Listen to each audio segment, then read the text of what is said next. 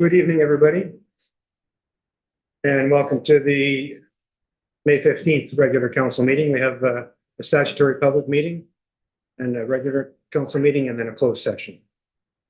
We'll start with the statutory public meeting. And I will call the meeting to order at 5:30 p.m. and ask if there are any amendments to the agenda.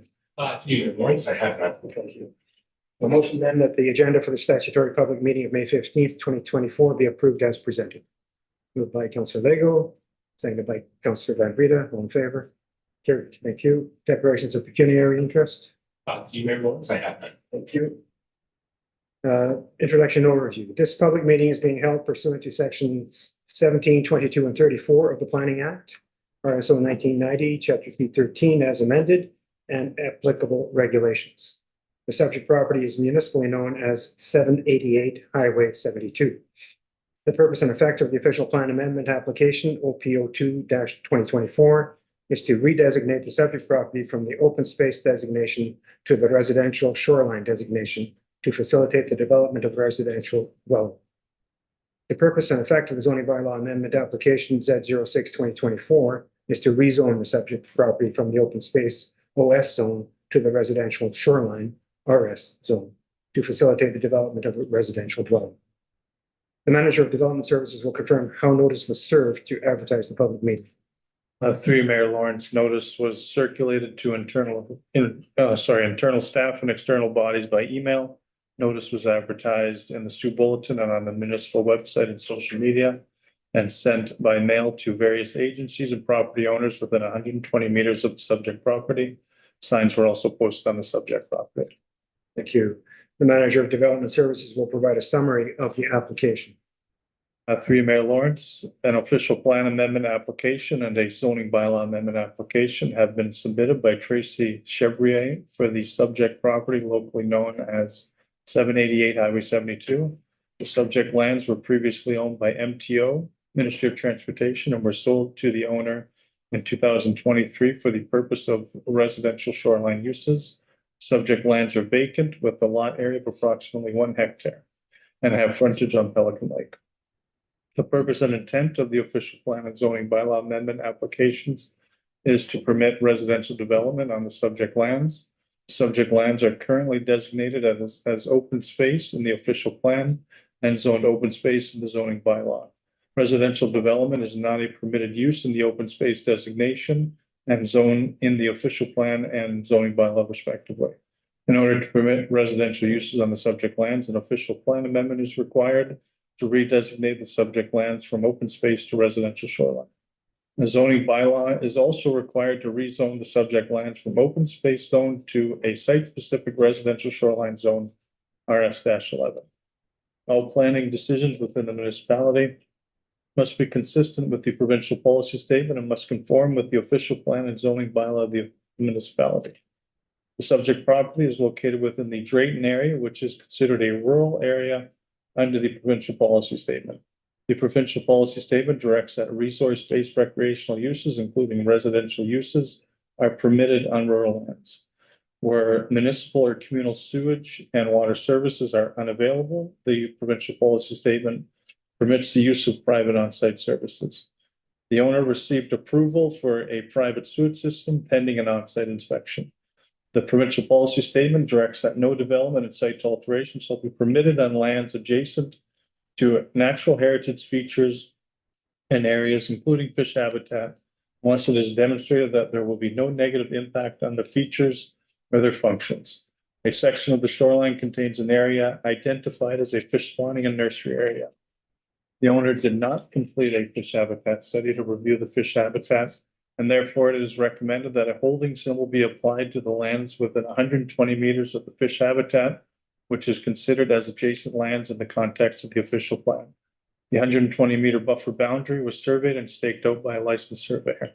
Limited development will be permitted within the 120-meter buffer until a fisheries assessment or fish habitat study has been completed and supports through mitigation measures if required, the development of this area.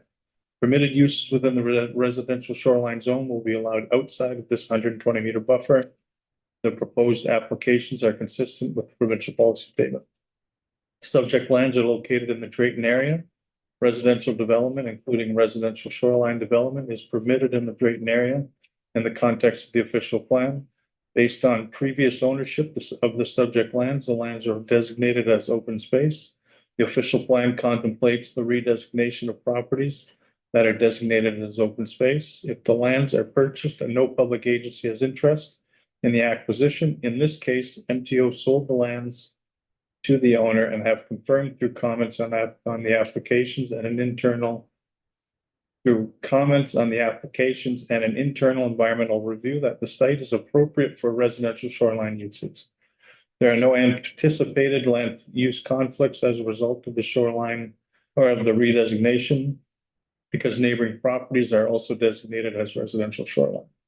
The official plan stipulates that development within and adjacent to a fish habitat within the 120 meters may be undertaken subject to a satisfactory fishery assessment. The owner did not complete a fishery assessment, therefore it is recommended that the holding symbol be applied to the area within the 120 meters of the fish habitat, which is considered as adjacent lands in the official plan. The holding symbol cannot be released until a fisheries assessment is completed and confirms that development can proceed in accordance with provincial and federal requirements, that there will be no negative impacts on the fish habitat. Subject lands are adjacent to Highway 72.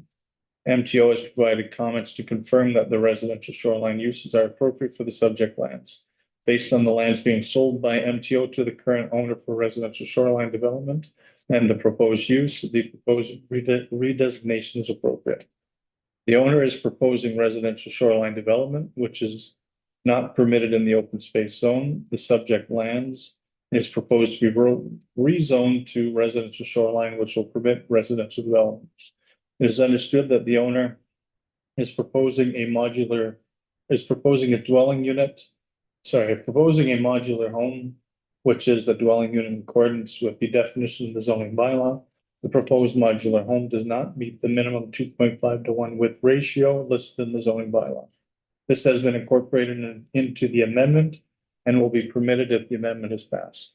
The proposed development appears to meet zoning provisions and the standards of the residential shoreline zone. It is recommended that a holding symbol be implemented to require a fisheries assessment if development is proposed within the 120 meters of the fish habitat in the future. The subject lands were recently sold to the owner for the purpose of residential shoreline uses on the subject land. The official plan contemplates amendments to the official plans from open space designation to the residential shoreline designation for the situation. The owner did retain a surveyor to stake the 120 meter setback from the fish habitat on the subject lands. Based on the surrounding land uses and confirmation from MTO that residential shoreline uses are appropriate on the subject lands, staff recommend that the official plan and zoning bylaw amendment applications be approved in accordance with the draft amendments that have been prepared. Thank you. The Manager of Development Services will read out any correspondence received from government agencies and municipal staff. Through Mayor Lawrence, we did not receive any correspondence from government agencies or municipal staff. Manager of Development Services will read out any correspondence received from members of the public. Through Mayor Lawrence, we received comments from Chris Bauer. His comments are as follows. There should be an archaeological assessment to investigate the presence of artifacts of importance due to site's previous use. Currently, the site seems to be in use as a trailer park, as there have been sightings of multiple trailers on the property. The site may be contaminated because of its previous use as an MTO patrol yard. Liquid automobile petroleum or products may have been dumped directly into the soil. The entrance to the property is unsafe due to limited visibility in all directions when exiting onto Highway 72. This is very concerning because trucks going at full speed on the highway will have a small window of reaction time in case of an unexpected situation regarding that entrance on the subject property and the adjacent part of Highway 72. There appears to be a pathway cleared to the lake with stairs put in place. Next comments are from Ken E. Gerder. There appears to be signs that the property is being used as a trailer park. There appears to be signs that the owner is looking to put in structures to contain multiple septic systems, possibly for trailers. Given the limited visibility of the entrance on the property, there's an increased risk of an accident if the trailer park activity continues. MTO moved out and sold the property because of the entrance. The site may have been contaminated because of its previous use as an MTO yard. Liquid automobile products may have been dumped directly into the soil. If development is permitted on the property, the soil will be turned and dug. This will increase the risk of toxic chemicals leaching into the adjacent fish habitat area.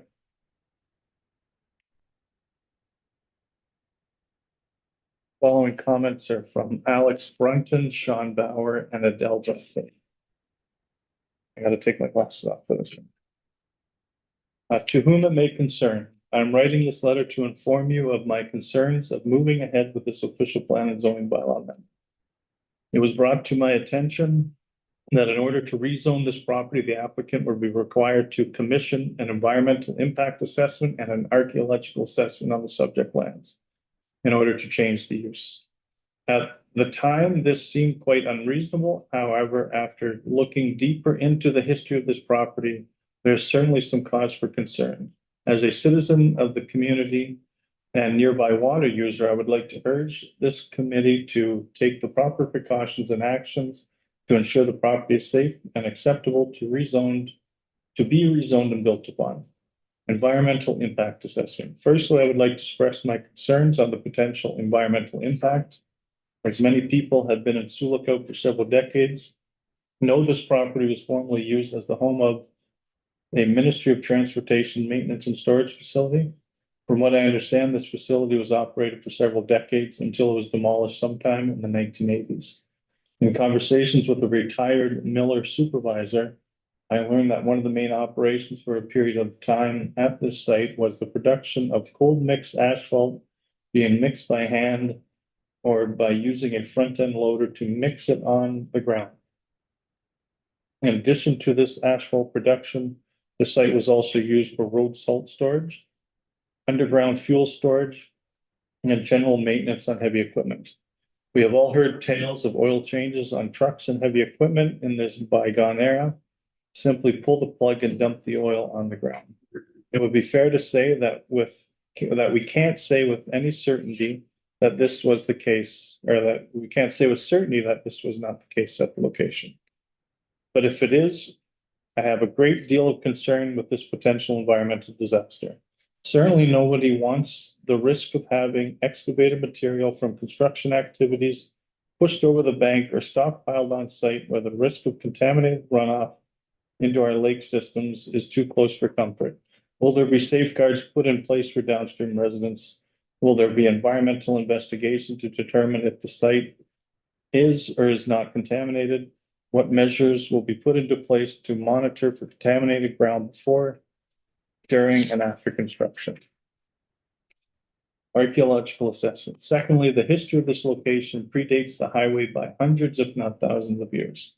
In 2020, there was an amateur archaeologist who was excavating a site on the opposite side of the highway atop the rock cut.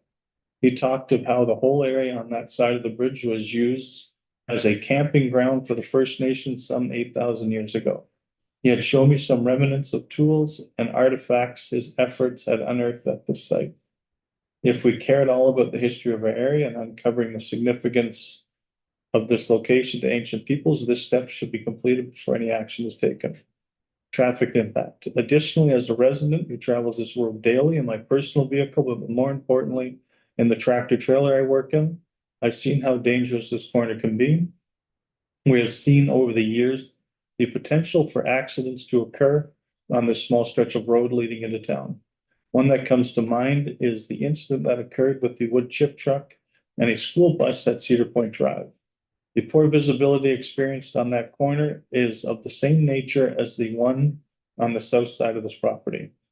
Heading north, this is a left-hand corner through a rock cut into a downward slope onto a bridge. It has been demonstrated that the property is operating as a mobile home trailer park, that there is a very real safety concern with the line of sight and the needed stopping distance for transport trucks. With a driveway that connects to the highway at the middle point of the property, what happens if a fully loaded fuel tanker meets a pickup truck and an RV and/or RV either entering or exiting this location. They either swerve into the oncoming lane or take the right-hand shoulder into the rock cut or likely into the lake. Can you imagine the environmental disaster this would cause? Are we sure we want to move ahead without taking this into consideration? Commercial endeavors. It is known that after the proper procedures are completed, this property cannot be rezoned as commercial of any kind. It is evident that the property is currently being used to house multiple recreational camper trailers. If services such as water, septic, and electricity are rendered, regardless of direct monetary compensation to the property owner, this would indicate a form of commercial activity due to the services provided. Do we know if future commercial activities are not already occurring at the subject lands? Will they occur in the future? Critical infrastructure. Lastly, there's critical Sioux Lookout infrastructure that passes through the property. While it is obviously not permitted to build underneath power lines, I believe construction activities in such close proximity will put Sioux Lookout residents at undue risk. Will Sioux Hydro have access to this in the event that emergency repairs need to be undertaken, or will it remain gated and locked? Conclusion. In conclusion, while we appreciate the need for progress and development, granting this rezoning variance jeopardizes the integrity of our community and undermines the very essence of our zoning regulations. The potential consequences on traffic congestion, environmental impact, and quality of life cannot be overlooked. We urge the council to prioritize the well-being and interest of the residents over short-term gains and thus reject this rezoning variance. Thank you for considering the concerns of the community. That's it. Thank you. The applicant or a representative is invited to speak to the application. Is there the applicant here or representative? Yes, that would be me. Please step forward to the mic and state your name. Thank you. My name is Tracy Chevry. You take a seat and just, if you're speaking to the mic, then the people behind you will hear you too. Thank you. Thank you. My name is Tracy Chevry. I am the property owner of 788 Highway 72. I am asking for a rezoning bylaw for the property due to the open space deemed as it is now. Everything that has been questioned upon, the concerns, driveway entrance, all that has been actually delegated through MTO. All the permits are there. As far as the environmental study, that was done before it was even added up for sale. Archaeological, that was completed before it was even added up for sale.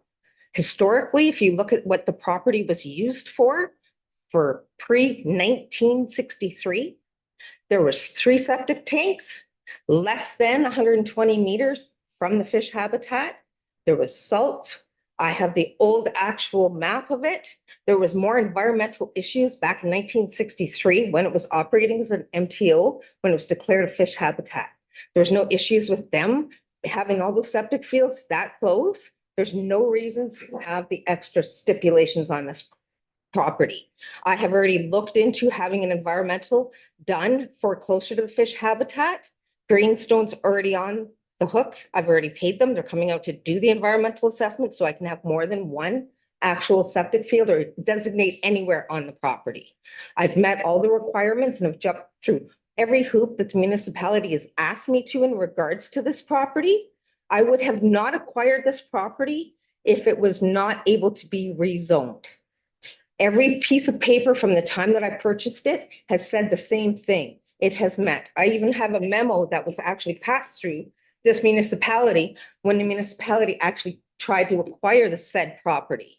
You guys were not allowed to acquire due to commercial ownership because no entrance for commercial will ever be granted to this property due to the fact of the rock cut. You can't have a commercial business there because of the hidden rock cut, but yet we allowed Clerks, which is a more dangerous corner. You guys passed that bylaw when it's an accident waiting to happen every 10 minutes there. You can't see either direction. So as far as the complaint of it being such a high risk area, I beg to differ. If we're worried about all these corners, then I would suggest the municipality needs to reduce the speed zone way before our actual town limits then. Because where it is now, we have a lot more dangerous corners to worry about than that little section. because there's a lot more entrances, there's people backing out, there's residences that are literally 10 feet away from the water. If they're worried about this little piece, which I'm up over 260 feet in the air from the water, because my actual drill well is going to be over 265 feet deep for me to get water. So if they're worried about environmental impact, I'm sorry, but there is more ground for it to filter through than any other property that's on the waterway right now. I'm high, I sit up. So you want to talk about the fish habitat? We have an actual tourist camp that's right across the same fish habitat. Their actual camps, everything is on the same fish habitat. Their septic field was redone and grandfathered in because it's been historically there. I can prove historically that there has been septic fields on this property, not one, not two, but 3 septics on this property right at the hydro lines that nobody ever begged to differ before. There was over 20 people who looked at this property. I waited right until the deadline to put my bid in. There was not another bid. I know what this is all about. I hear all the rumors, and I will put a statement to the nice campers that are out there. Yeah, because some of them are people who couldn't have them in town. There's nobody living in them. If you look, they're scattered all over the property. But let's talk about that bylaw in this town, because I can tell you how many are in this town that people are living in already. That shouldn't be allowed. We allow the campers. So if they want to start nitpicking on almost 3 acres of land, that I have random people's campers because they have nowhere to store them. I have no trees. It's a safe place. Insurance loves my property because they don't get charged extra because there's no trees to fall on them. I allowed them to park them for the winter until development happens. That's all I did. And yeah, I had to put a fence because nobody seems to mind walking on my property, going through my belongings, walking up and down. I mean, literally going through my belongings. I walked on my property one day to find a gentleman sitting at my deck, at my camper, having a smoke. Oh, what's open space? Yeah, that's why I'm here too, is to deem it so that it's not a public access anymore. And the fence is there because no one can seem to respect anything. No, everybody walks into my property all the time. I got cameras everywhere, nothing's sacred. My driveway is all MTO approved, cost me a lot of money. And as soon as it's zoned, we will have the proper paperwork. The signs will go up. MTO is just waiting for this meeting. They'll put the proper safety signs up. Other than that, the archaeological, I do have a copy of it. Anybody wants it, freedom of information, they can access it. That's it. Thanks for coming out. You.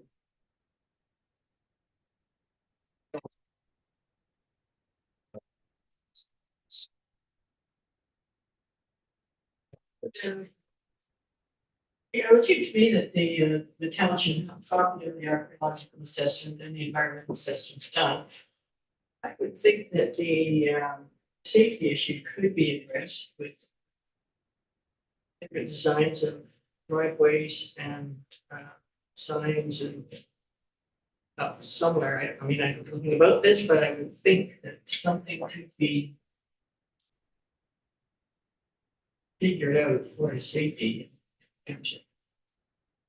But I think, I would myself like to, I think the archaeological and environment assessment should be made public so that we can, reduce the concerns of they are important. Thank you. We go through the manager of development services to confirm. The entry is under, and the highway and the speed limits are all under MTO control, not municipal control. Is that right? 3 mail lines, that is correct. And in MTO selling this property, they would only permit an entrance for, like, in essence, a single detached dwelling or limited residential use. Councilor Van Breda. Sorry, I have one question, is just like, so if there is a power outage, can Sioux Hydro enter the property to do or to be any issues, or that's okay, that's allowed? Yeah, 3 mail lines, yeah, they have legal ability to go on the site. And if it's locked, like if that case locked, they can legally. If they had to, they could, yes. Ideally, they'd work with the property owner to get in without going through that. Yeah, no, yeah. And same with, they're talking about them dumping the gravel, whatever, into the water system. The building permit doesn't allow that. Is that not correct? Like that you get a building permit, you have to comply, and there's safety measures in place to guarantee that. Is that Yeah, correct? 3 Mayor Lawrence. Yeah, obviously, I don't think the intent would be usually soils removed during construction are then reused on site for, landscaping, for things like that. So Anything further, council? All right, I'll go to members of the public. Members of the public are invited to speak to the application. The public can ask questions of clarification or seek background information, speak in support of the application, or speak in opposition to the application. All questions will be directed through the chair. It is requested that only one question be asked at a time. Please identify yourself before you ask your question so that you can be properly recorded in the minutes of the hearing. Are there any members of the public present who wish to speak to the application? No members present who wish to speak? Thank you. Conclusion and right of appeal process. This concludes the public meeting regarding the official plan amendment application OP 02-2024 and zoning bylaw amendment application Z06-2024. If any member of the public wishes to be notified of the decision of council in respect of the application, you must make a written request to the planning coordinator. Notice to appeal the decisions of council to the Ontario Land Tribunal must be filed with the planning coordinator no later than 20 days from the date the notice of decision is circulated. The notice of appeal shall be sent to the attention of the planning coordinator, and it must include the following information: the reasons for the appeal and the fee as prescribed under the Ontario Land Tribunal Act in the amount of $1,100, each for the official plan amendment and zoning bylaw amendment, payable by certified check to the Minister of Finance, Province of Ontario. We have two options, and CAO, I'm going to propose option 2 as there was, I'm not sure, objection from the public. CAO, your advice? Mayor Lawrence, again, it's always up to council on this. If council feels that the concerns that were addressed by the public or that were identified by the public were addressed by the applicant, you proceed. Or if you would prefer more information or that staff do a supplemental report, then you can refer it back and as part of option 2. It's entirely council's choice. Councilor. I'm comfortable with option 1. Councilor. I would like to go for the option 2. So we're having a vote right here. Yeah, CAO. I thought as I heard the various letters from the public that there were some things that hadn't been addressed in the report. I'm not sure. Development Services Manager. are you here for the council meeting? Okay, come on. Sorry, what was that? I've made a few notes here. The entrance permit, which is fine, but that would be MTO, the archaeological study, which we haven't had access to yet. The contamination on the site is, I'm not sure about that. The environment, the hydro line, I believe, is that an easement? Would we have an easement on the hydro line? I believe, through Mayor Lawrence, I believe there is an easement on there. I know it's laid out in a survey from an older survey, but in regards to like just MTO has indicated that they have done an environmental assessment of the property. And I was unaware of the archaeological assessment. When we originally looked at going through this process, it's been a previously developed site. There is a hydro line running through the site as well as the bridge work in the area. So it wasn't deemed a requirement at that time from a staff level. Thank you. Councilor Constant. Would anyone else who would be building a house on a lakeshore property be required to do an archaeological assessment? Mayor Lawrence, for a limited development like this, no. If it was like a larger subdivision, like the Galen Miller subdivision, required an archaeological assessment because of the scope of it. But for just simple shoreline road allowance sales or. So therefore, the concern, if no one else is required to do it, why would we require them to do it? And I don't think that we're the body that requires it, but there's one done, which is interesting. Yeah. There But would it's be- not required. Through Mayor Lawrence, we have not made it a requirement. I mean, we can always request of MTO for a copy of these documents. Thank you. Councilor Van Green. So my quick question is that there has been a modular home, so they're not really gonna be making a basement, right, per se, so. So like, if there's no basement, I can't see a lot of soil, if, I'm saying if, because I don't know right now. If there's gonna be a modular, put in, it's not gonna be a big basement digging out and a lot of soil being released or anything, if there is anything in there, so. If there's putting in a modular home, yeah, I'm just thinking me, like, I don't have a basement, it's just. Nothing, I just have stones, logs holding up my house. Just want to say that out loud. I think we have to trust the fact that the MTO already has done all these, and there is an archaeological study already done on this. So these things have been done. Concerns from the public have been addressed with the information provided by the owner. I think they're putting a modular home on there.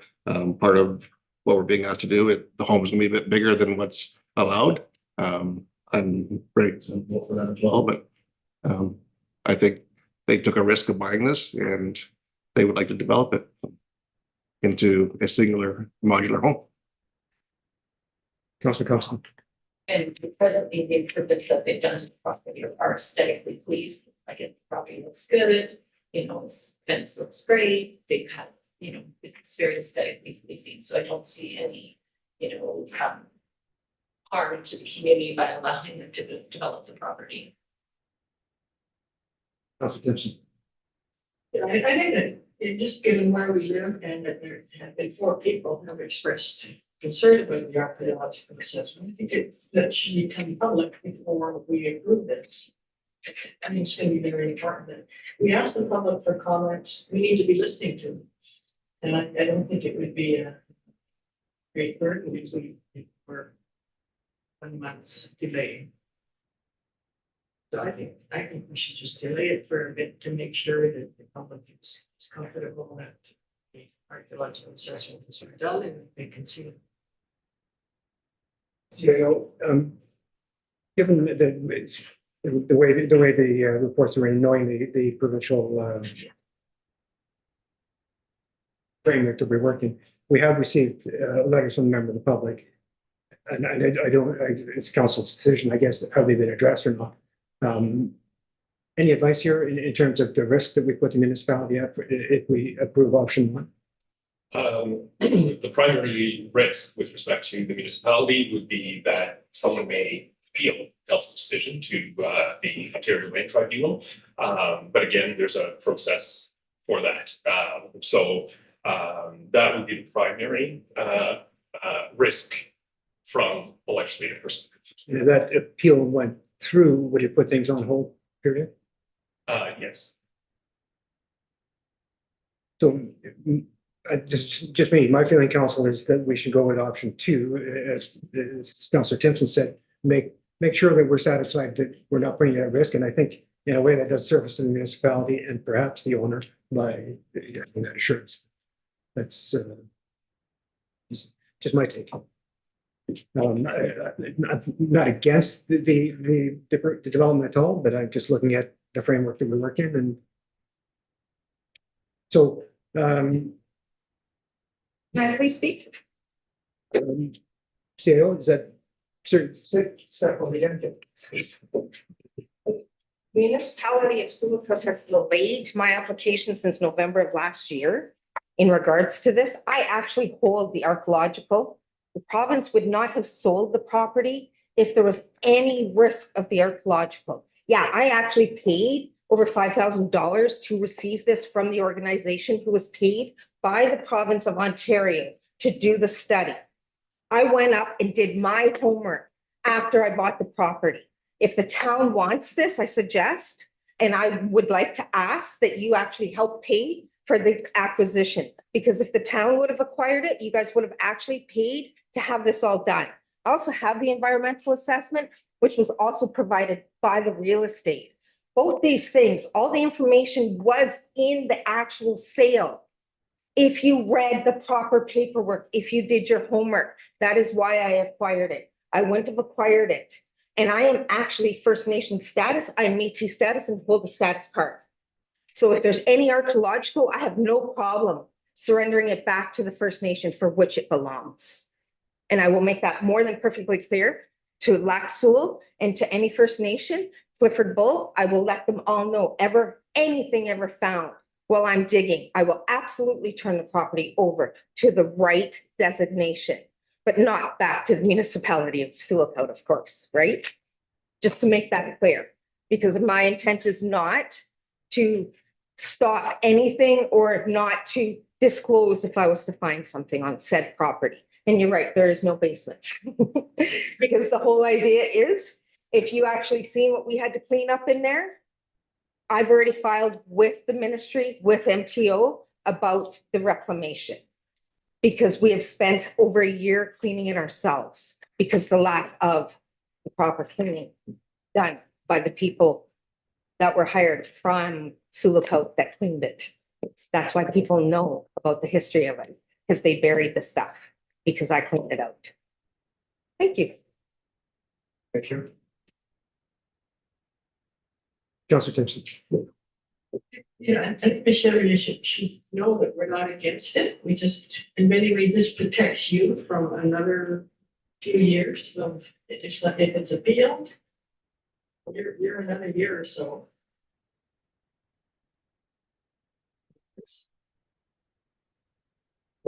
No, I think I'll put it to the, I'll put option 1 to the vote, and if that passes, then we're all set.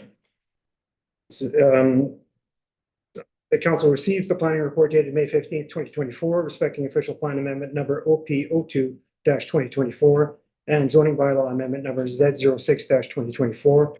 And further, the council authorizes the passing of bylaw number 42-24 for application number OP02-2024, being a bylaw to amend the official plan for the corporation of the municipality of Sioux as amended. And further, the council authorizes the passing of bylaw number 43-24 for application Z06-2024, being a bylaw to amend comprehensive zoning bylaw 8518 for the corporation of the municipality of Sioux as amended.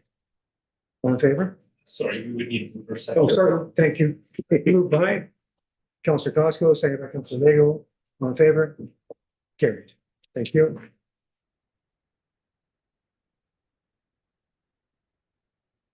Confirmation bylaw, that bylaw number 51-24, being a bylaw to confirm the proceedings of the Council of Municipality of Sioux May 15th, 2024, statutory public meeting be read the first, second, and third term and passed. Moved by Councillor Costco, seconded by Councillor Van Breda. All in favor? Carried. Thank you. And that completes the statutory public meeting, and CAO will be a bylaw added to the regular. Team Mayor votes yes, we will I will advise council of possible additions to the council agenda based on the outcome of the statutory public meeting. So for the applicant, that will be added to the bylaws this evening, and I assume it will be passed as part of the regular bylaws. Thank you. Welcome to the regular council meeting of May the 15th, 2024. Called meeting to order at 6:08 p.m. and ask for amendments to the agenda. Few Mayor Lawrence, based on the outcome of the statutory public meeting, council, I believe, wishes to add item 7.9, which is official plan amendment application OP02-2024 and zoning bylaw amendment application number Z06-2024. Additionally, council under section 10, which lists the bylaws, council may wish to add bylaw number 42-24, respecting the official plan amendments on the subject property, as well as bylaw number 43-24, respecting the zoning bylaw amendment for the subject property. Thank you. With those amendments, we'll move over that the meeting agenda for the May 15th meeting be approved as amended. Moved by Councillor Lego, seconded by Councillor Timpson. All in favor? Carried. Thank you. Declarations of pecuniary interest for the regular meeting. Few Mayor Lawrence, I have one from pardon me, Councillor Van Breda. Councillors declaring interest in item 7.6, parliamentary parties or fees and donation clarification. Councillor advises that he is a member of the Blueberry Festival Committee as well as chair of Years of Sioux Lookout, which utilizes the town beach for the Pride Parade. So Councillor Van Reeden, when that item comes for discussion, will use himself from the table. Council will deliberate and make a decision, and then Councillor Van Reeden will rejoin the meeting. Thank you. And you'll guide me through that and remind me. Thank you. And just before we move into the meat of the meeting, I wanted to mention that Councillors Bone and Councillors Cassidy sent their regrets for this evening's meeting. They are with their bombs team and their capacity in Oakville, but they sent regrets. Adoption of minutes. That the minutes of the April 17th, 2024 regular council meeting be approved as presented. Moved by Councillor Van Breda, seconded by Councillor Costco. Any discussion? All in favor? Carried. Now, motion to receive the minutes of the January 22nd, 2024 and February 26th, 2024 Municipal Truth and Reconciliation Committee meetings be received. Moved by Councillor Lego, seconded by Councillor Costco. Any discussion? All in favor? Carried. And finally, a motion that the minutes of the March 28th, 2024 District of Kenora Home for the Aged Board meeting be received. Moved by Councillor Van Breda, seconded by Mr. Costco. Any discussion? All in favor? Carried. Determination of items requiring separate discussion. Item 7.1, subdivision agreement, Circular Road Jam developments. Item 7.2, yes. Yeah, I have a question with said. So you want to lift that 7.1?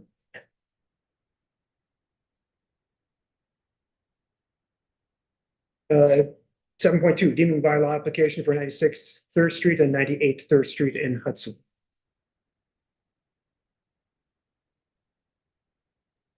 7.3, pollinator appreciation months. 7.4, Truth and Reconciliation Committee 2024 work plan and budget. Councillor Costco. 7.5, approve the U-boat launch parking permit fees. Councillor Van Breda. 7.6, Farminger Park user fees and donation clarification. Councillor Timpson. 7.7, Sandpipe infrastructure upgrade. Councillor Lego.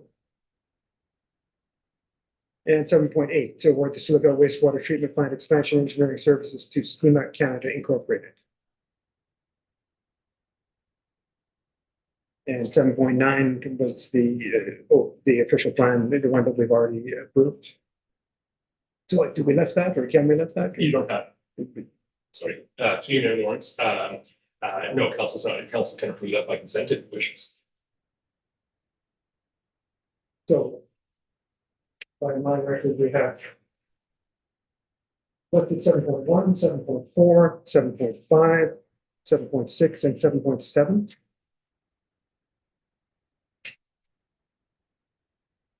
And I would ask now for a motion to adopt those items. If we didn't know that. Sorry, no, I have to give you the other ones, the counter for that. I would ask for a motion to adopt 7.2, 7.3, 7.8, and 7.9. Moved by Costco, seconded by Councilor Lego. All in favor? Carried. Thank you.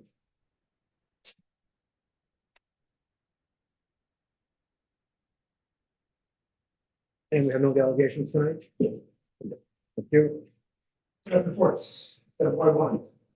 The council receives the planning report dated May 15th, 2024, respecting the plan of subdivision application number S01 2023 and the associated Jam Developments Incorporated subdivision agreement. And further, the council authorizes the passing of bylaw number 47-24, being a bylaw to authorize a subdivision agreement with Jam Developments Incorporated and the Corporation of the Municipality of Sioux, all of location CL 19335 being part of Block 10, Municipality of Sioux, District of Kenora, Sturgeon River Road. And further, the council, notwithstanding bylaw number 47-24, directs that Jam Developments Incorporated subdivision agreement be executed upon receipt of the final clearance letters from agencies and subject to final minor modifications.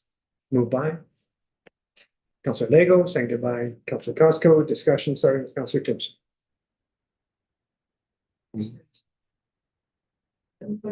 Yeah. That's. Oh, I'm sorry, yeah, the additional question, I'm sorry. I'm sorry. Dreamy, in just in the draft conditions, I think it was, just a little clarification. Number 7, subdivision agreement shall reference that the municipality is responsible for the design, upgrade, and construction of the abutting Surgeon River Road.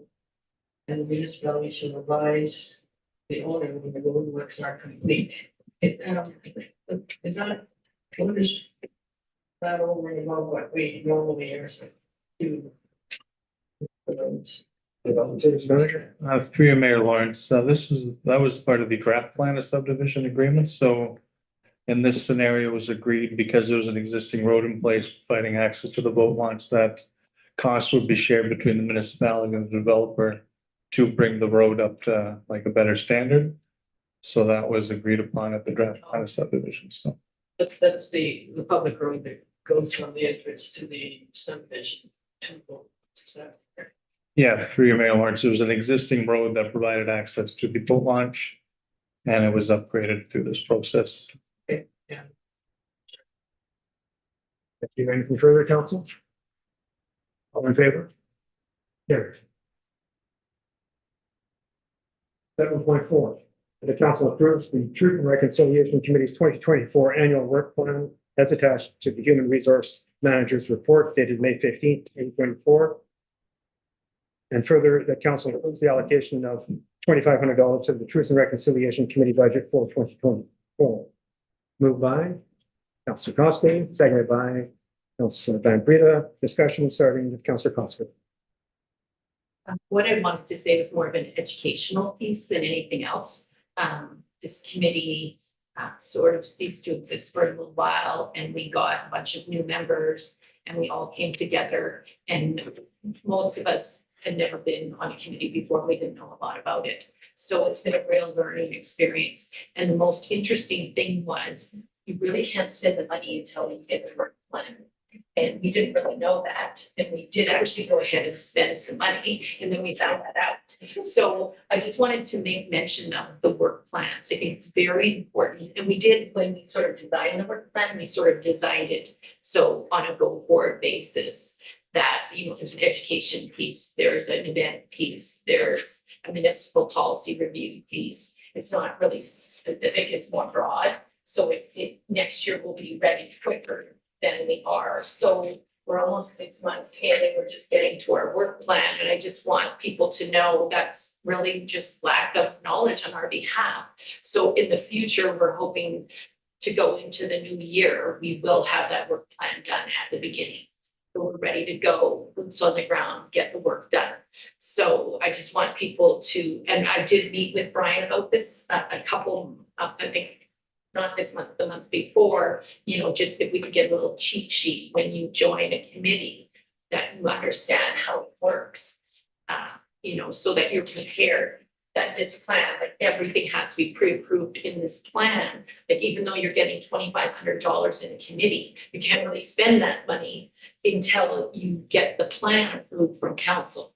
I don't know whether everyone who's on a committee understands that that's how it works. So just as an education piece, you know, just letting people know that the work plan is what you have to do for the year. And I know we're late in the year, but it's because of lack of knowledge. And now we all know, and next year we're going to be working on that plan, hopefully in November.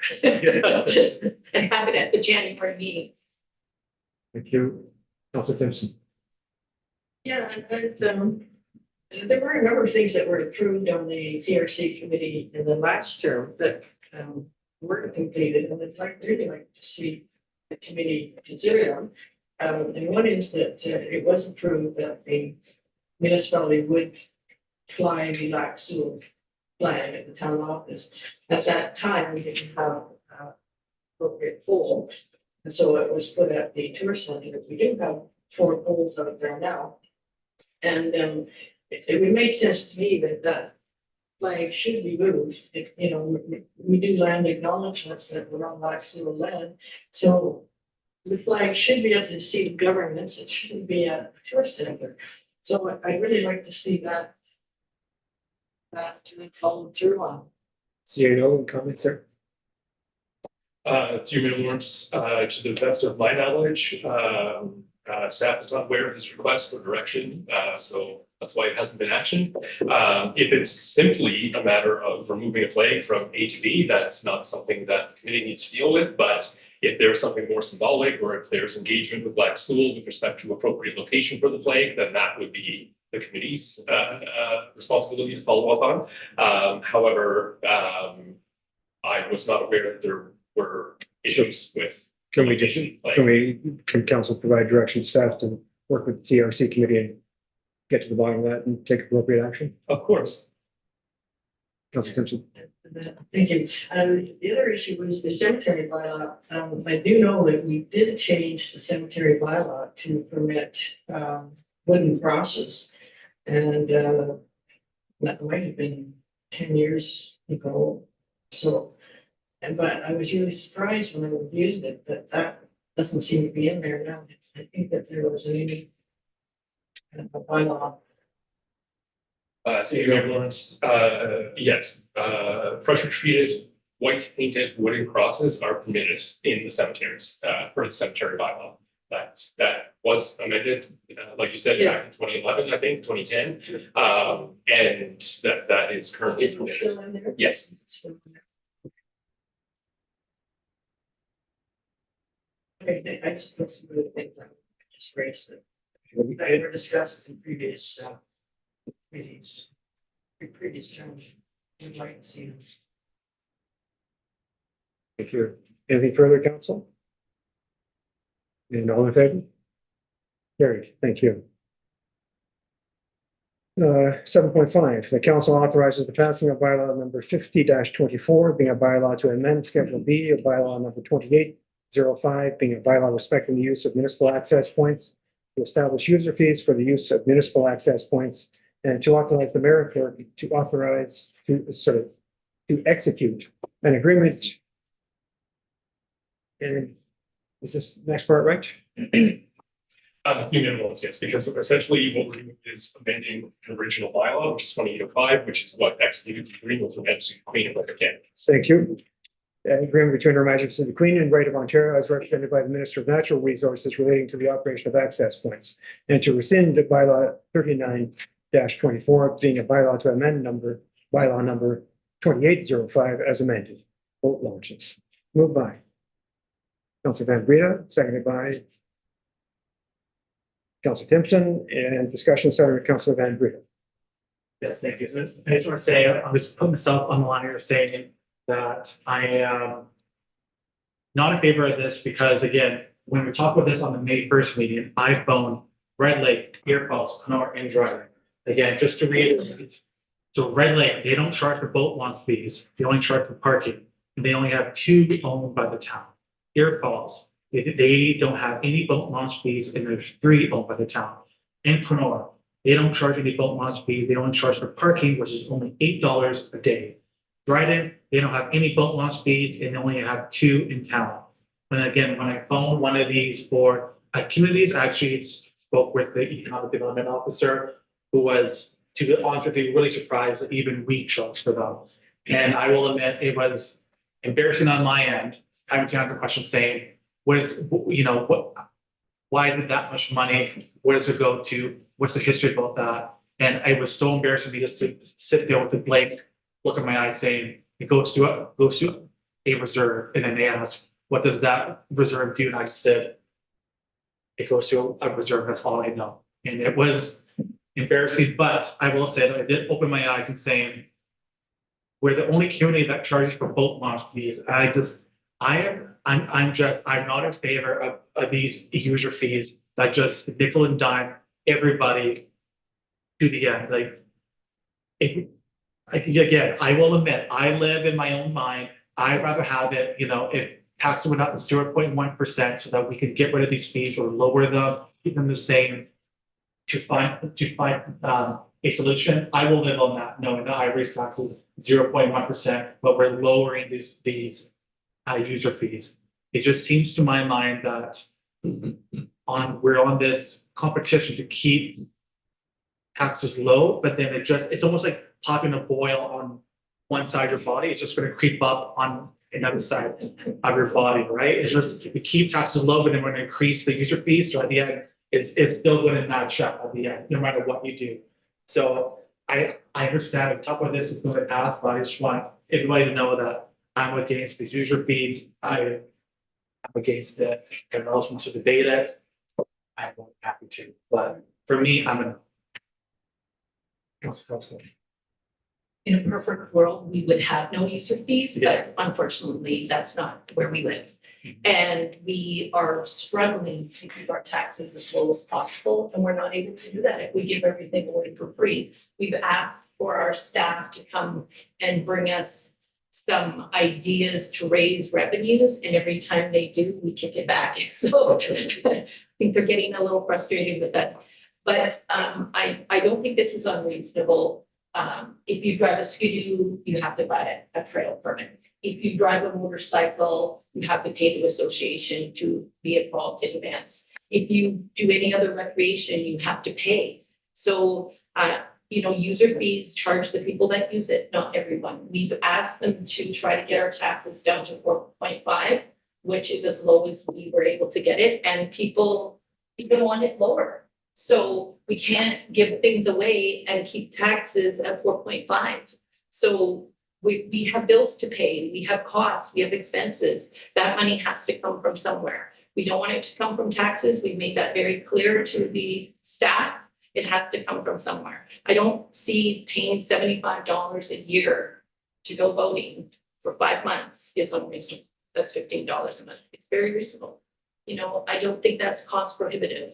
I think that we have to, we've asked the staff to be as creative as possible to come up with as many streams of revenue that they can. And this is the first one that they brought to us, and we can't kick it back. I don't believe we can.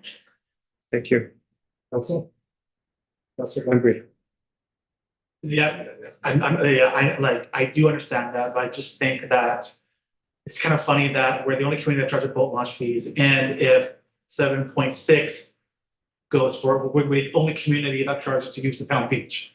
So maybe our new logo should be Sioux Lookout, $5 entry, $5 cover. That could be our new logo for the town. Councilor Simpson. I would love it too if it was all free. However, we are of all those communities you cited, they have big industries that pay big taxes. We don't. Simple as that. Anything further, Council? I would just say, echo Councillor Cosgrove's and Councillor Timpson's comments that it's always difficult to if you do a phone around comparative, which is comparators with other municipalities. Everybody is in a different situation. Greenstone, for example, gets 50% of their total tax paid by pipeline revenue. Very different situation from many. Every other municipality that you've talked to has pipeline revenue. It can be small in some and larger in others. We in Sioux Lookout have the highest proportion of our tax must come from the residential sector because we don't have as large an industrial commercial sector. So the boat launches as well, we have 9 and they're spread out. Probably I would have to, how far apart CAO can I direct that to staff? 60, 100 kilometers, like Yes. they're spread out. What was the condition of the boat launches when they were taken over by other municipalities? What was the condition of ours? What's the actual physical setting of the boat launches? Is it in a calm lake setting? Or is it on a river, etc.? So I just think to make those comparisons it can be misleading or awkward. I think it's difficult. That's my say. Councilor Costa.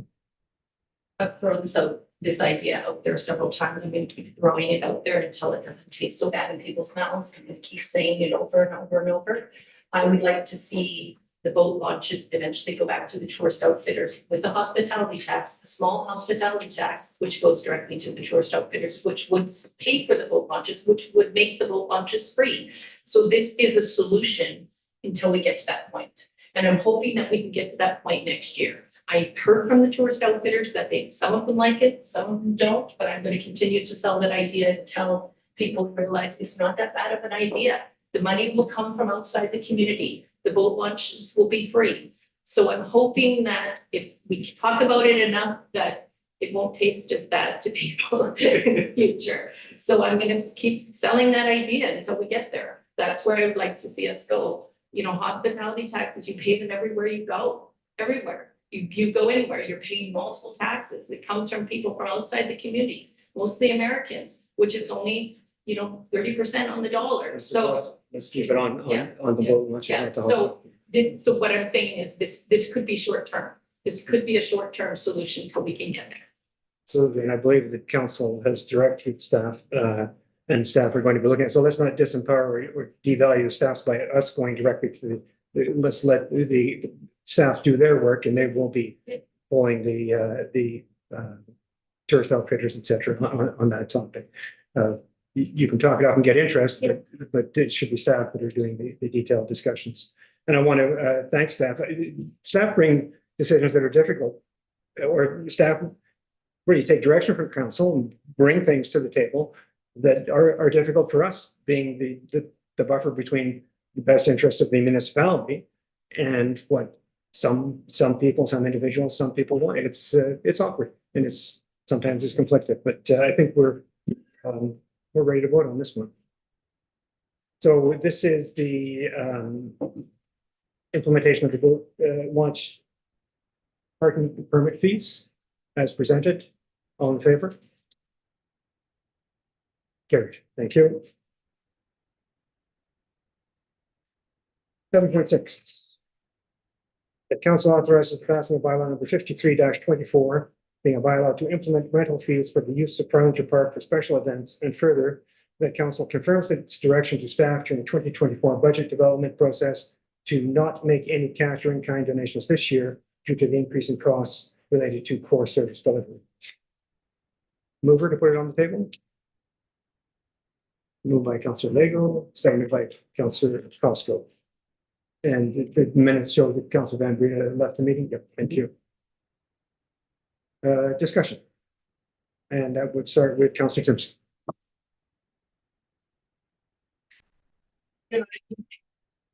This really does show, its staff has done its work here to show really how very difficult it is to bring the taxes down to the 4.5%.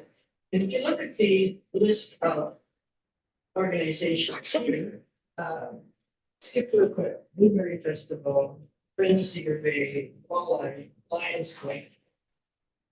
They're all volunteer run, doing jobs that we can't afford to do. The municipality cannot afford to have a fish derby or to have a Blueberry Festival. And we depend on volunteers.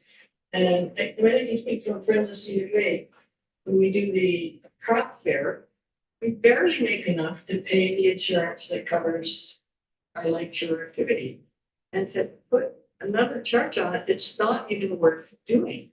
And all these events, they make our city or town a happy place to be. They make our town a place where people want to come. The fish, walleye tournament brings in people here. They stay in our hotels, they eat in our restaurants, they give vibrance to the town, and the fish move back to the hospital, I believe. So I definitely appreciate that staff doing this, but I just think that we're the analogy it costs to read it, use the pushing the board away. For a different one, maybe. Whatever. I think, if a group is not a volunteer group, has a steady means of income, And the event is open to everyone. Or if it's a private group, maybe then there should be some people that are charged for it, but generally speaking, this tier is, I just think we'd be kicking ourselves in the teeth for doing that. Councillor Day. I agree with Councillor Timpson. I think when I spoke to this at the original budget, maybe, my intention was the ones that we get every year that we see in the budget, you know, $50,000, $3,000, 10,000. Those are the ones that I was concerned about. And I think that was, for me, the direction back to staff was we wouldn't want to see those ones. But this stuff here, again, everyone's volunteering their time, hours. Believe me, I ran the walleye weekend for 15 years, hundreds of hours. Well, and that's just myself. Never mind everybody else, the other 20 people that help out. And then the money they make from that goes to a bunch of other events in the community. So I'm a hard no on this one. I again appreciate staff wanting to bring back stuff to us, but for the $5,000 that for the in-kind stuff.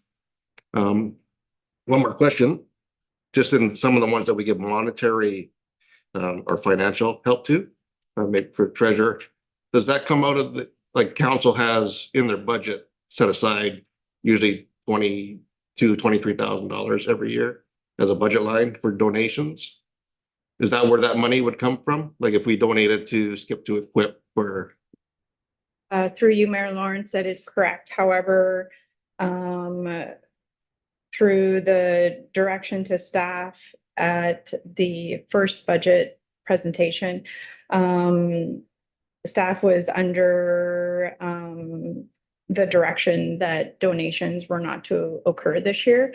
So the budget line was lowered to only include the donations that we automatically have speculated to organizations that we would do. That's fine with me. I was just thought. But as a whole, yes, that's where those funds would originally come, and that line item fluctuates every year depending on what we know from the community as to what is going to be needed of us. For me, I think that the in-kind stuff we should continue doing for all these volunteer groups. Councillor Costa. Also first. Okay. I had a call from the school board and they're concerned about this because they have always had a user share agreement with you because we use their soccer fields. So they've been able to use our things. So, I mean, if we were to withdraw services to them, they would withdraw services to us, maybe in the exact same spot. So, you know, we have a long-standing service agreement with the school board. Yeah, a user share agreement there. So there's no way we would be able to charge the school board because they charge right back in with you. Anything further, council? I'll just add my. Oh. Okay. Why don't you go ahead? Yeah, see you. Unanimous, yeah, just again, just to clarify that, and I think it's been acknowledged that, 2 points. One, that staff is continuing to look for potential revenue sources as directed, and 2, that this is exactly what we brought this before because we were seeking this clarification. Is it all donations? Is it just the ones that come, like the large ticket ones that come in the fall? And so that's where we were coming from. This is just seeking that clarification, and I think we have it. So just for clarity, and I read the report yesterday, and now I can't quite read it. Are there cash donations involved in this? How much? Few minor ones, it does vary. Now, the most of these are, pardon me, are in-kind donations. Skip to Equip is a cash donation. Of how much? I 3,000. for Skip to Equip. I don't think so. No, I think we're talking a couple of $100. I think it's 250. Something along those. I think it's based on A sponsorship. Sponsorship scale, yeah. And, so a quick look here, yeah, the vast majority of them are in-kind donations. Either use of space and or use of space and staff time to help with setups. Those types of things. Councillor Coulson. I am opposed to cut cash donations. I think that's what we talked about at the last council meeting, to take taxpayers' dollars and donate cash to people. But the in-kind use of like the town beach and that, I'm big for continuing that, but not the cash donations. So when we defeat this motion, as we surely are going to, I think, would it be, can we add the direction staff that the defeat does, we're excluding the cash donations, and they should not be made. I thought that we had already done that, actually, but is that clear? To you, yes, that's the clarification we were seeking, and we have that now. We'll proceed accordingly. Thank you. And my take is that, I mean, I just going to echo what Council has said, that for this small amount of the in-kind, I think there's been a relationship over the years and a reliance on that, and something that we can offer that is very difficult for the volunteers to muster some of the things that we can offer. I think it speaks to the kind of community we are, and also Farlinger Park. I appreciate why staff have brought it, complete, understand, and it's really following Council's direction. And now Council's going to say, not this time, once again. Thank you, staff. I will go to, are there any members of the public? Because I think some members of the public came for this, but before I call the vote, which please step forward and state your name before you. Very helpful from the Sioux. I'm wild. Should you feel like a very For streaming this. Yeah. Dory Hopco from the Sioux Blueberry Festival. I understand what you're trying to do, but as it's been spoken already, we volunteer a lot of hours. Myself, 21 years, 22 years doing the Blueberry Festival. And to me, I find it kind of a kick in the teeth when you're asking us to put some fee towards the use of the facilities within the town. The whole purpose of that beautiful town beach is to use it, not charge the public or us event coordinators to use it. So I had an idea. Years ago, there used to be a vendor's permit that any vendor coming into our community, like we've got this bouncy castles that's going to be happening for 3 days in between Red Brick and, or no, the Red Apple and the Hub. Why are we not implementing a user fee for that to create revenue again? We've got the Beaver Tails people that are wanting to come back. Today at Blueberry, we had a couple of vendors out of Thunder Bay that want to come in and sell their wares. So if we're looking for increasing revenue or to create more revenue, can we go back to some of those things that were taken away years ago? So I think staff are taking notes, and we'll get back to council on that. It's just a suggestion. When there'll be a meeting where we discuss user fees as a whole, and I think Because I know when your idea will direct staff to look at that, to respond. See anything you want to say right now? Sure. So just an explanation as to why that was stopped in the past. That was a decision by a previous council who felt that by charging out-of-town vendors fees, it would likely discourage them from coming to town and would therefore have fewer amenities and opportunities for people to participate in. So that was the rationale for discontinuing it at that time, but that's not to say that, I mean, it's been many, many years since we've had that in place, and maybe the feeling has changed and they're okay with that now. I think the feeling should be changed because people are wanting to come to our community so that they can sell their goods. So the seafood guy who's parked down the road, he's coming here because he knows he can create good revenue from it. So he's going to be willing to pay those vendor permits. When I did a quilt show in Thunder Bay, my vendor permit was $175 for a weekend show. But I paid it because I know I would generate enough revenue to cover that cost. So maybe it's something to consider. We're looking for ways to create money. That's one. Thank you. Thanks. And to answer your question, staff offered us a method to kick you in the teeth, and it looks like we're going to decline. Hi, Coley Costco, past president of the Sioux Chamber of Commerce. Just got to say, I agree with the monetary donations being canceled.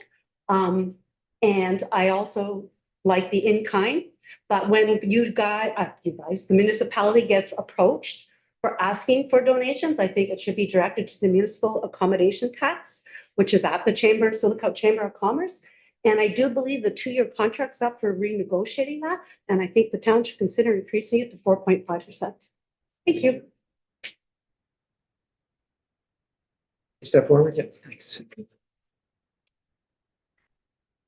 Just to make sure it doesn't State come up again. state your name for the record, thank you. Roderick, I'm representing Sioux Anglers and Hunters. We bring a lot of money into this town. And using the beach allows us to bring in up to 100 boats for our tournament. 50 to 60% of those are non-residents. That contributes to the mat tax, and it can sell up to 60 boat launch passes for 2-day passes. That's $1,800 directly into the municipal coffers. We bring in money, and this should never have come forward. I'm sorry, and the inappropriateness of finding out through word of mouth rather than being directly contacted while we're named in something, that's not appropriate. It shouldn't happen. And if you're going to put something forward to this, send emails to every affected user so that we have the opportunity to come and address it without finding out secondhand and having to reorganize our lives to rush to a meeting. Thank you. You. All right, council. Oh, sorry, anybody else? Yeah, please step forward. Yeah. And Lisa Larsh, I'm the secretary of the Sioux Lions Club. I agree with everything everybody said. I thank you, the councilors, for your comments about it not being something that should be brought forward. I know for the Lions Club, we've been here 70 years, running Canada Day every year. And honestly, if we had to pay, it wouldn't happen. We barely break even every year. We put every cent of our money goes back into our community. And we'd like to continue to be able to do that and continue to be able to hold Canada Day and any other event that we have during the year with Blueberry, oftentimes and things like that. So we appreciate the councilors' discussion on that and look forward to not having to pay a user fee. Thank you. Anybody further in the public? I think we're ready to call the vote. Just all in favor? Defeated. Thank you. And thank you, just an opportunity to say thank you to all the volunteer groups, and especially the volunteer groups that are here for all that you do for the municipality. It's very much appreciated. Everything you do. And thank you, staff, for bringing this forward. I think to use Councillor Costco's earlier comments, it's a bit of an education to how much the municipality does and contributes and partners with volunteer groups for some of those events. So thank you. I'll just wait a minute to clear the room, but it seems like there's some exciting stuff coming up. But, Thank you for hearing this. thank you. Item 7.7, the council authorizes and directs staff to issue a request for tender for the replacement of the municipal water standpipe. Moved by Councillor Van Breda, seconded by Councillor Lego. Start the discussion, Councillor Lego. Yeah, just a question concerning just the costs. It's 2.2 million to put up a new standpipe, but I don't see any cost for demolition. Is there a cost in there for demolition? Or that would be extra? Through your Lawrence, so the cost for demolition will be assessed as part of the tender process. There is the option not to demo the current one right now and perhaps do that in a few years to save some more money to get to the demo piece. That'll be a council decision in a few months from now once we get the results of the tender. And also, when we had the presentation I don't know, 6 months ago. They were stating that there is funding out there for such a capital project. Have we looked into that yet? Yeah, so through you, Mayor Lawrence, we have looked at the funding that is available out there right now. We don't qualify for some of it. Which is why it's currently not in this application, stating that we would look at, like, we're still looking to see if anything new that comes out or anything that we might be able to, but as of this time, the funding that is available that's out there, we don't qualify for. I would assume that it's long-term debt, but all payments will come through utility user fees. You, Mayor Lawrence, that is correct. Councilor Tips. Yeah, I found it, this chart difficult to comprehend. I couldn't really determine what is the building cost going to be. Councilor Daigle said 2 million. I see 6 million here, but I really don't remember this to be honest. If I may, it's still a bit early to make those determinations. This was an assessment that was done by a firm who specializes in this. It may not even be this firm that gets awarded the contract to do the project. So that's why it needs to go to tender. That's why we need to be clear about what we're asking for. And, you know, as council is likely aware, even things that we get quotes on 6 months ago have increased considerably in that time frame. So these reports, these figures, this is all based on work that was done 6 to 8 months ago. So we can anticipate that a lot of that will change. And that's why staff is seeking to go to tender so that we get some current viable numbers and specs and options. But to repair it is about 2 million essentially. That's what I got from the report. Again, that was 6 months ago. And that would only be certain types of repairs. In this case, looking at it over the lifespan of a new building versus what is going to need to go into this building. If we do repairs now, it'll be however many hundreds of thousands. In 10 years, there's going to be another requirement for an investment of another considerable amount to keep the useful, or to prolong the useful life. In the analysis that we've done so far, it appears that the better option from a cost perspective is to go new at this point. It's reached its useful life, and it really is time to look at replacement. Yeah, so like, where would it go and where would it go? So how will water be stored well? This is, how does it work? Yeah, okay, so through you, Mayor Lawrence, the current standpipe would continue to be used during the construction phase as long as it could. Obviously, there's a point in time where things have to switch over from one to the other. Location is likely going to be the same location as it is now, at the top of the hill there because of the wonderful effects of gravity and all that good stuff that help it get where it needs to go. Sorry, I lost my train of thought. What was the other part of your question? Location and The changeover, yeah. So there would be a temporary standpipe that would be set up at the water treatment plant site, most likely. That would help with that period. So it would go where the existing one. Yes. Well, there. Yeah. Behind. well, to be determined. There's a fair bit of room. If you go up there and walk, there's a fair bit of room and trees that could be cleared as well. How long would it take to build? Again, that's going to depend on when it's commissioned, who the successful bidder is with respect to supplying the equipment. That remains to be seen. As we know, projects of that nature tend to take a bit of time, which is why we're eager to get to the tender phase so that we can start, moving forward on that timeline. It really does underscore how difficult it is for us. These are taxes. Yeah. This would be user fees though, through the sewer and water user fees, not taxes. Even the Yes, water. Councilor Van Breda. So can we talk about the user fees now, or do we have to talk about it after? I don't think user fees are on the agenda right now. Not on the agenda? At another meeting, a subsequent meeting. Yep, Councilor Layton. Yeah. Would you think it'd be wise to get it drained and inspected first before we make a $2-3 million? I think we did that. It didn't have to be drained, they use a submersible camera system. And so that's how they were able to determine where the weak points are in the current structure. There's some of the welds are starting to rust. There's there's an indentation on one side of it.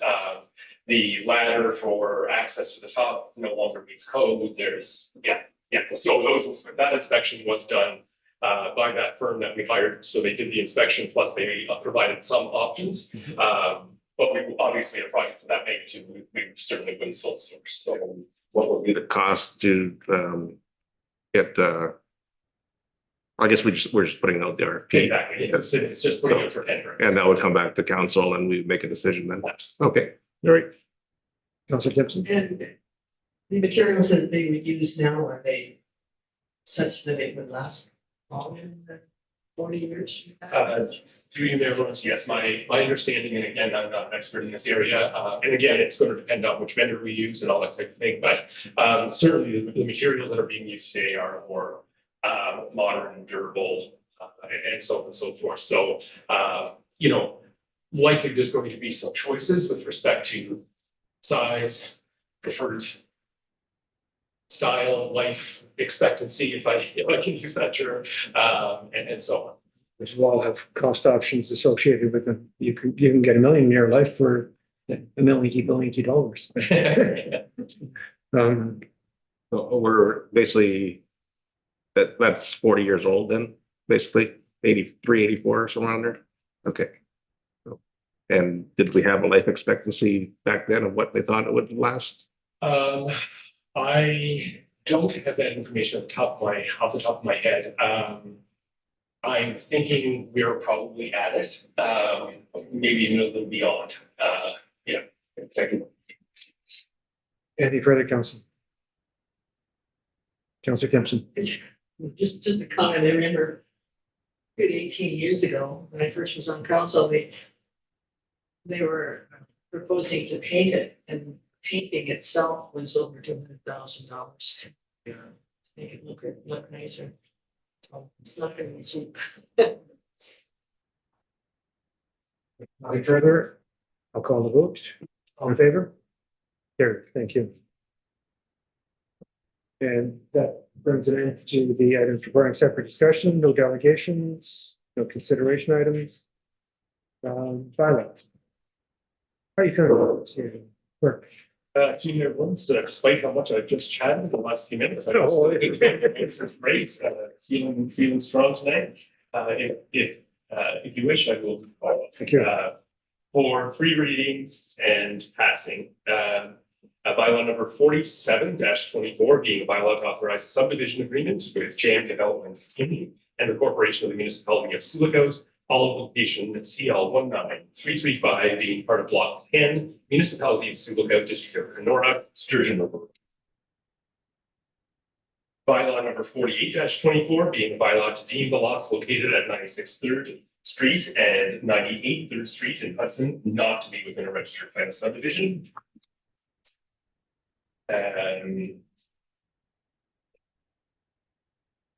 Bylaw number 49-24 being a bylaw to authorize and direct the mayor and clerk to execute a contract between the Corporation of the Municipality of Sioux and CIMA Canada Inc. for the professional engineering services for the Sioux wastewater treatment plant expansion study and design. Bylaw number 50-24 being a bylaw to amend Schedule B of bylaw number 2805. Being a bylaw respecting the use of municipal access points to establish user fees for the use of municipal access points and to authorize the mayor and the clerk to execute an agreement between Her Majesty the Queen and Right of Ontario as represented by the Minister of Natural Resources, relating to the Ontario operation of access points, and to rescind bylaw number 39-24 being a bylaw to amend bylaw number 2805 as amended, boat launches. pretty soon I'm going to bring forward a bylaw to completely rescind 2805 and adopt a brand new one, so we don't have to go through these lengthy amending dissertations. That's a very long bylaw to implement, 3 tiny little fees. Bylaw 324 is not moving forward. And then we have bylaw number 42-24. Being a bylaw to authorize the adoption of official plan amendment number 02-2024. And bylaw number 43-24 being a bylaw to amend the Corporation of the Municipality of Sioux Comprehensive Zoning Bylaw number 85-18 as amended. And both the 42 and 43 are related to the changes that were discussed at the statutory public meeting.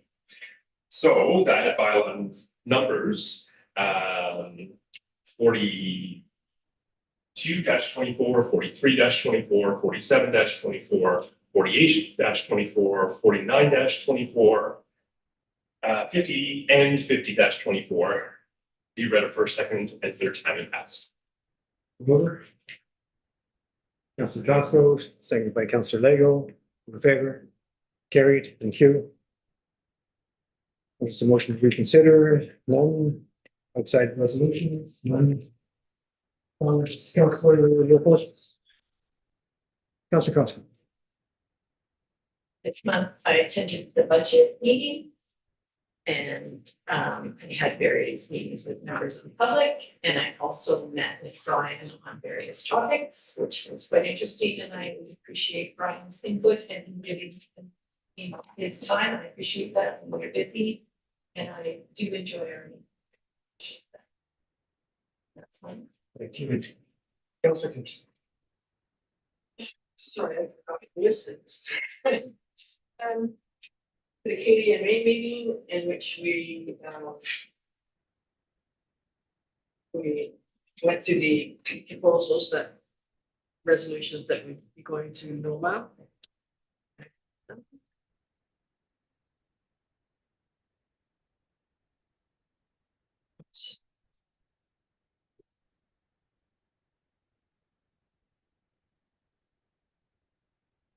With the Salvation Army. 20th anniversary celebration on behalf of the town. That's very, very nice, and it's our volunteer organization. I'm so happy we are supported because of what they do for the community and in terms of our relationships with the community and with the north. And what they distribute to the north. You see, I went to the NOMA conference. I found it extremely best NOMA that I've been to. Very informative. And there's one issue that came out of it that I think I'd like to bring forward to council is the establishment for the next term of the youth council, in which students from high school could be voted to be on, to attend council meetings and provide input from a youth point of view. And they had a couple of those youth counselors there. One, I think they're from there, from America, two from America, but other communities do have this. And we've done several meetings with resident doctors coming to do locums. And had a meeting with the physician recruitment committee. I met with Dr. Falk, who's the chair of the SERC, to how we can push for more doctors in Sioux. We have a real crisis with the doctors in Sioux now. They're short drastically. We have 2 that are leaving. It's getting to a crisis point. Let's see, attended a murder missing women and girls vigil at the beach. Mother's name Rich. And hospital board. Again, we discussed the crisis in long-term care and the crisis of physicians. And is to be able to be victims of violence and that was. Because no, it was an environment. Oh, yes, I forgot. Our cleanup day is 14th, yeah, and 10 people showed up at Tim Hortons. And we cleaned up and sort of that general neighborhood, and then myself and another one of the green team members, we did some cleaning up of the in the hospital, room that goes up to the hospital there. And something that Reese and I talked about, that we think that there has to be a strategic, municipal, organized campaign. And not just once a year, to keep this community clean, because it's getting worse and worse. And we're gonna take that to the environment committee, and hopefully the environment committee will agree to bring it to council so that we get an organized campaign. Not just once you throughout, that would include getting organizations involved, agencies, businesses. You know, we have to do something, but. Yeah, that's my, yes. Thank you, Councillor Van Breda. It was a good month, so I attended the NOMA conference alongside Councillor Timpson and Mayor Lawrence as well. I also think it went really well. It was very informative. It was a lot better than last year. Again, I only went to two. It was a lot better than last year. Met with the Ontario Liberal Party leader, Bonnie Crombie, alongside Councillor Timpson. And I talked with the leader of the official opposition, Mark Stiles, and also told him to come up to Lookout. You know, our doors are always open, and said, you know, please come out to, you know, Thunder Bay is nice, but please come to Sioux Lookout. Please come here. They both said that they would love to come up sometime, so hopefully we'll see them here soon. I did meet quickly with the Minister of Colleges, University and Training, expressed with her that taking the interest off of the provincial student loans will give a lot of young people more breathing room. I said it's been done with the feds, it can be done with the province too. And I will admit, the minister, I forget her name, but she was really kind. We had a good talk about that, and it seemed like she understood where I was coming from. And I also think it was nice that I gave Minister Greg Rickford my postcard with the illy timed tweet by Doug Ford calling for long-term care beds in Sioux Lookout. And I pleaded politely, and I just said, please, Sioux Lookout, we need more long-term care beds. Like, we are on our need at this point. And I will shout out to the current Minor News who did an article last week about the long-term care beds in Sioux Lookout. Nicely done. And then what else? Sorry, and attended the special council budget meeting, and attended the environmental committee as well. Again, because we didn't have quorum, it was just an informal informational session, which is good anyway. We got to talk and talk about ideas and everything. On May 5th, I attended the sunrise ceremony at the Friendship Center. It's a great way to start the day. May 5th, as you know, is missing and murdered Indigenous women and Two-Spirit persons. Yesterday, I attended the Northwest Métis Council AGM in Dryden, where Sioux Lookout got a shout out from the president for raising the Métis flag for the first time for Louis Riel Day. I think that was good. That we got a shout out. Everyone seemed happy. It's nice to see, because there was a community in our region that was not going to raise a flag until the day after, when it was after they got some pushback, they agreed to raise the flag. So it's nice that Sioux Lookout, I would say that we're an open community, we're a dynamic community in Sioux Lookout, we're open for everybody. So it was nice that we got that shout out. Felt really good.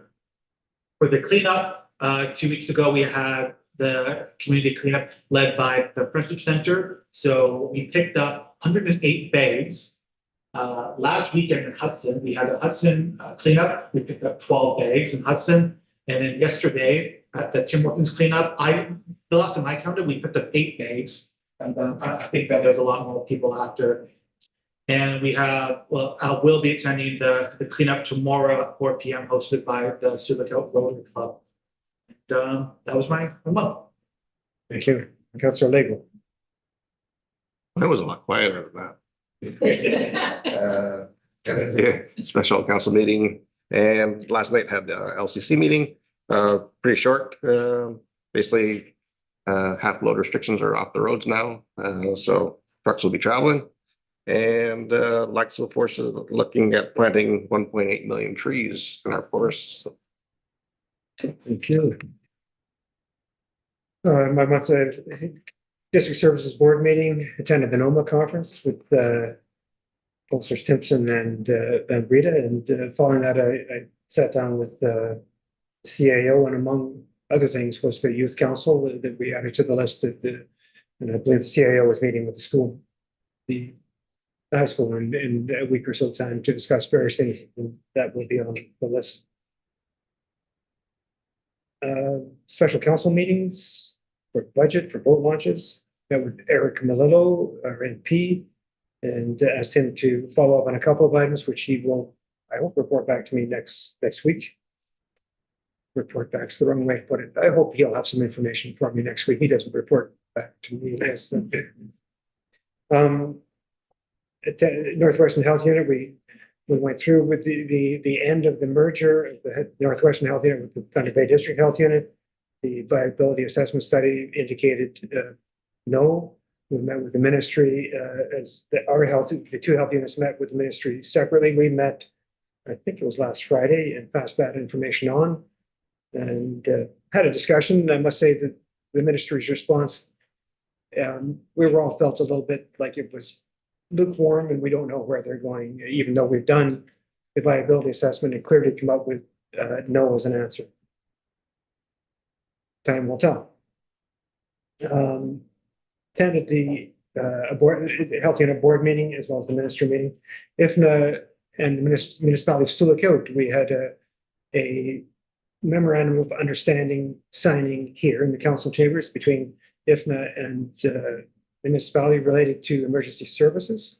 I just want to congratulate staff, CAO and other staff, and the chief, our fire chief, Jeremy Funk, for bringing that. And IFNA was represented by Matt Hawk and their chief Nick Roan. And it was just fantastic. You know, this is some of the behind the scenes collaboration and cooperation that's going on between ourselves and Sioux and IFNA. So kudos to staff for doing all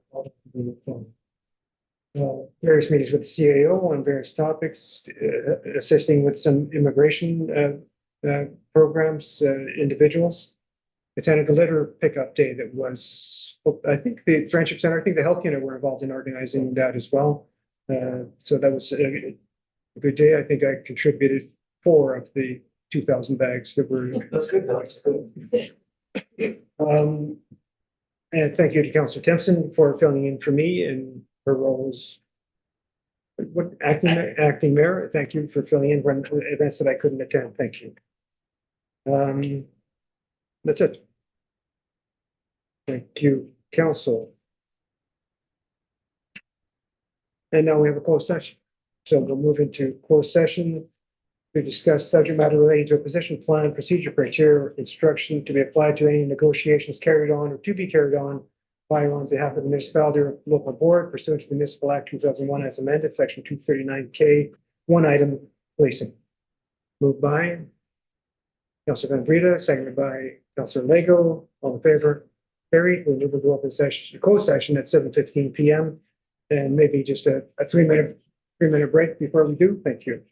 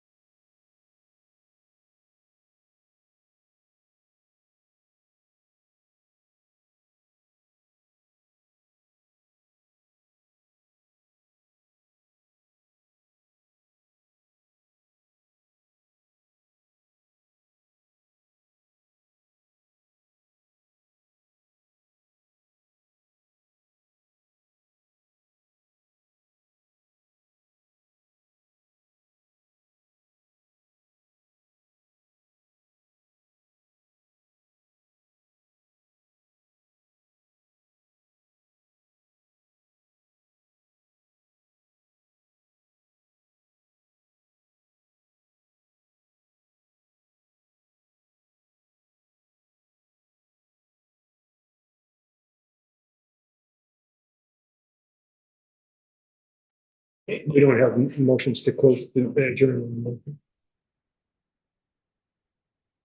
Reporting out from closed session, the council ratifies motions direction given to staff relative to the items presented in closed session on May 15th, 2024 as follows. Through Mayor Lawrence, that council ratifies direction to staff respecting policing matters. Moved by Councilor Timpson, seconded by Councilor Costco, all in favor? Carried, thank you. And confirmatory bylaw number 52-24, being a bylaw to confirm the proceedings of the municipality of Sioux, May 15th, 2024 regular council meeting. We read it first, second, and third time and passed. Moved by Councilor Legro, seconded by Councilor Timpson, all in favor? Carried. Thank you, staff. Thank you, Councilor. You know, when the budget meeting